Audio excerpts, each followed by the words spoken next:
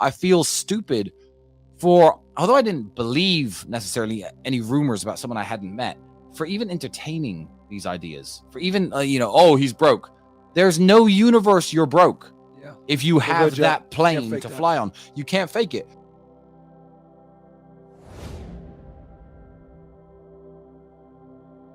So I see myself on a higher level because I distinguish the difference between being a customer and being a provider of the service.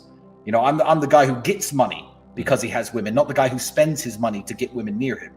But I liked the message he was spreading out there. Is my life similar to his? I don't know. He is the king of Instagram. Good for him. I mean, he's a big boy on Instagram.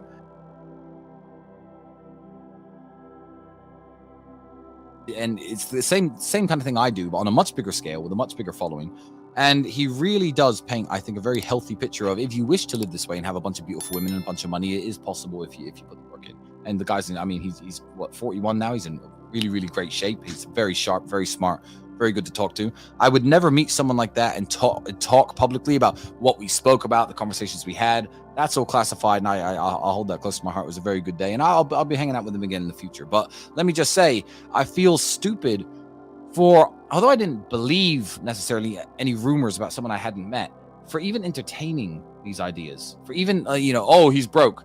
There's no universe you're broke. Yeah. If you have that plane to fly on, you can't fake it. So for even entertaining or listening to some of these rumors or watching a YouTuber, even for 5 minutes, say, yeah, Dan Bilzerian is really broke, I felt stupid for ever having entertained those ideas in my mind when I met him. Because, he's the real deal. And he's definitely not respected enough for actually how smart he is, how sharp he is, how nice he is, how charming he is, how friendly he is. I mean, little things like I walked into his house. He didn't, he just respects you as a man. He didn't ask to search me for wires or anything. He didn't fucking, and in his position, I'd be more paranoid than him. Yeah. And he took us at face value, and I had a wonderful night drinking with him and hanging out with him, drinking some of his lovely Ignite tequila. And it was just, he's just a super, super cool dude. That's all I could say about him.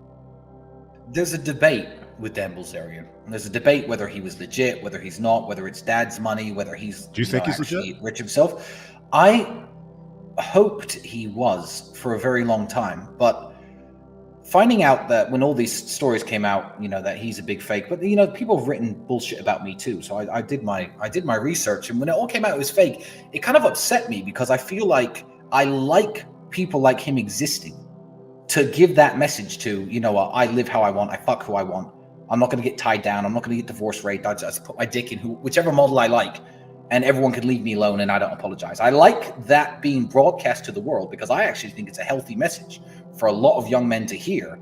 And it's something that a lot of young men need to know is possible. So it's not like me finding out Santa wasn't real, because I don't fucking idolize him. I don't idolize anybody. I'm a self-made man. I live in my own world. But at my level and my brother's level, you have to understand I've met women and fucked women who have been to his house, who have been to his parties. So I know his setup. His setup is he contacts the model agencies. They all sign NDAs. She shouldn't have spoke to me. I'm not going to name drop her.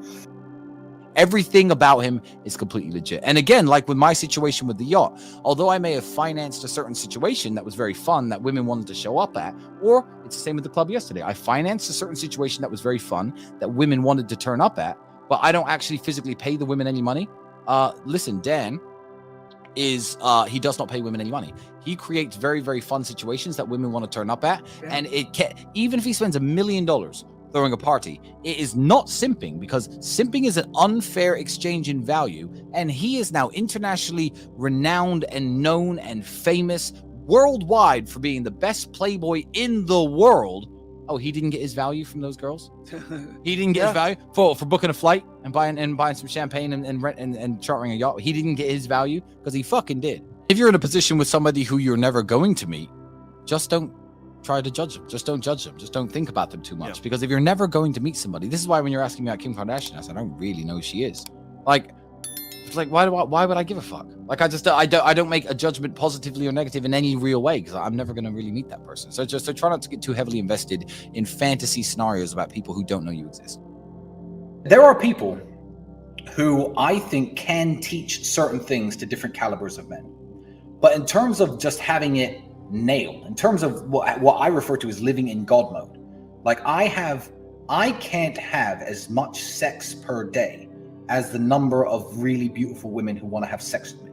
I don't have that many hours because I'm busy driving supercars and doing other shit. This is why I describe my life as God mode. It's unlimited resources, essentially. I believe that people have positive role models and examples thrown in their face all the time. I feel like to sit back and say, oh, well, you know, I'm just a video game porn addicted playing, you know, guy with no muscles and no physique and no physicality. Oh, well, it's because I haven't got a positive role model. I feel like today isn't an excuse.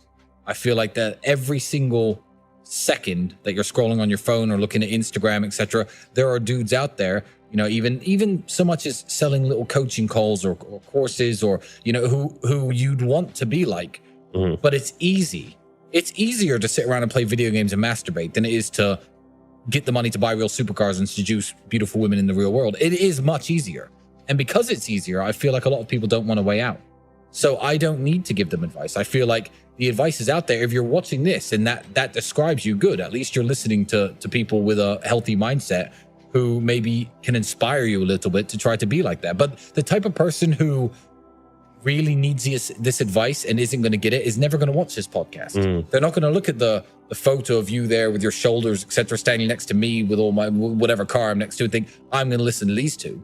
So those people aren't watching. So we don't need to worry about them, you know? Just let them, you know, flip our burgers and cook our meals. They all sign NDAs. They get an allowance. They get their flights paid for. You can't rely on a woman signing an NDA to keep her mouth shut, can you? Exactly. Clearly, obviously not. They get an allowance, a weekly expenditure. Now, he doesn't actually pay them for sex, but they're flown in, they're paid for, they're given money to hang out with him, and he does fuck some of them. Now, that's very different from my setup. Typically, my setup was, for many, many years, I would approach women and meet them and seduce them in the old-fashioned way. And within a few months, they were earning money for me to make me richer, either on webcam or a platform like OnlyFans or something like that. So I see myself on a higher level because I distinguish the difference between being a customer and being a provider of the service. You know, I'm the guy who gets money because he has women, not the guy who spends his money to get women near him. But I liked the message he was spreading out there. Is my life similar to his? I don't know. He is the king of Instagram. Good for him. I mean, he's a big boy on Instagram. I'm about 300 and something thousand followers. Each time I get new cars, etc., it jumps by 10, 15,000. I will climb up there eventually, but that's not why I'm doing it. I don't post as often as I should. I don't take my Instagram as serious as I could. A lot of the fun things I do aren't on my Instagram. If I took it more seriously, I think I could be bigger, but my life is certainly amazing.